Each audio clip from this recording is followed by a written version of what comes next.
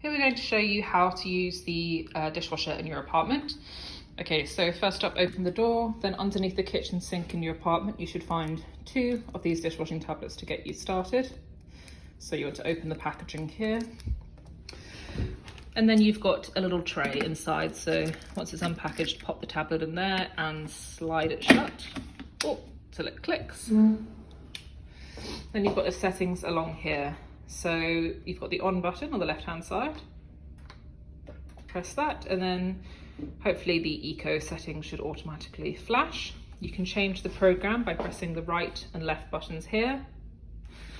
And then when you're ready, simply press start and shut the dishwasher and your cycle should begin.